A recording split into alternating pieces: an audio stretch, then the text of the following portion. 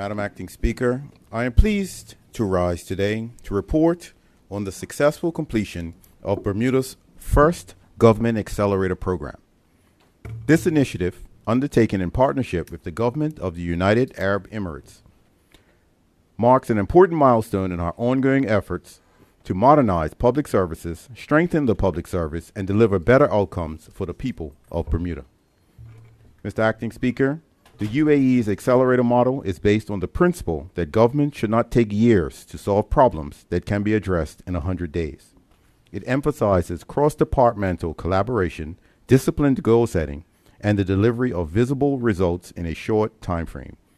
In September 2024, the Honorable Premier accepted the UAE's invitation for Bermuda to participate in its global initiative, and in early 2025, we launched our first cohort. The first step was to identify the challenges. To qualify, each had to align with the Public Service Strategic Plan 2024-2027, involve more than one ministry so no single entity could simply direct another, have resources available to deliver, and be possible to resolve within 100 days. After reviewing the 5 options, 3 challenges were selected for acceleration. 1. Connecting personnel information, integrating payroll, pensions, HR, and IT systems so that a single update would automatically cascade across all systems. 2. Creating an e-profile, designing a unique government profile for service users, enabling one logon, one profile for residents and businesses when interacting with the government. And 3, revamping gov.bm, redesigning the government's website into a modern, mobile-friendly, accessible gateway to services with accurate content and stronger search. Madam Acting Speaker, to prepare, a core team led by the Deputy Head of Public Services, Dr. Jennifer Atroyd Sterling, received training from the UAE facilitators. This enabled them to cascade the approach through workshops with accelerating teams and executive sponsors.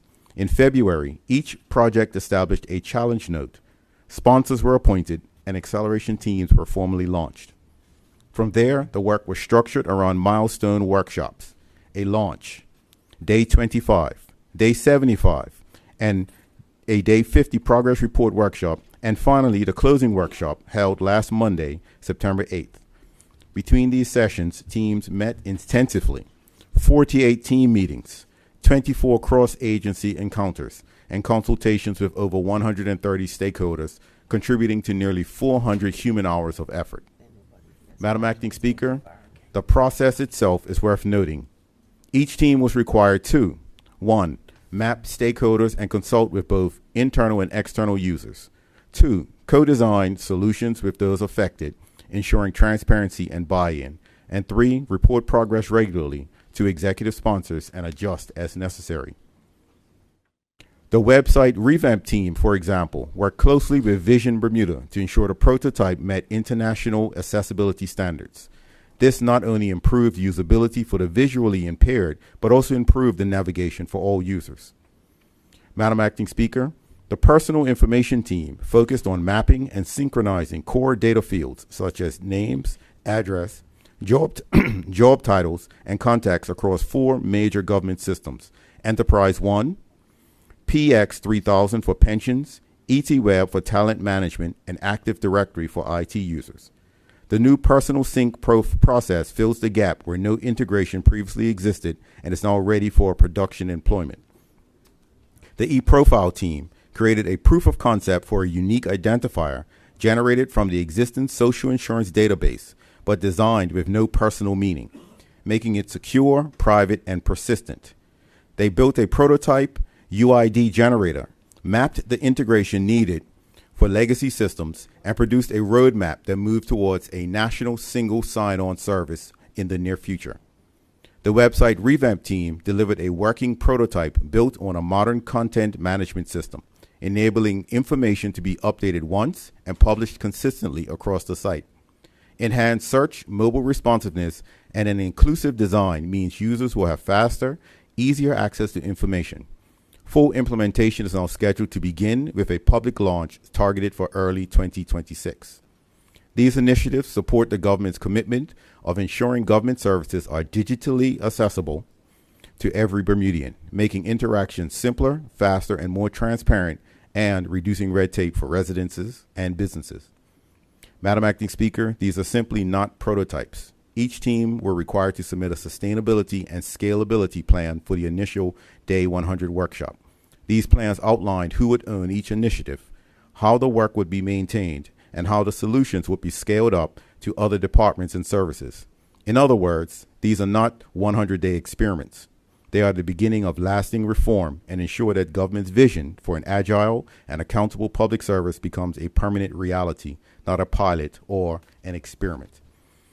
Madam Acting Speaker, to demonstrate how seriously Bermuda treats this partnership, while attending the United Postal Union Congress Conference in Dubai earlier this week, I arranged to meet personally with senior leaders of the UAE Accelerator Program, including Mr. Abdullah Al-Jarwin and Dr. Rahia Al-Hashimi.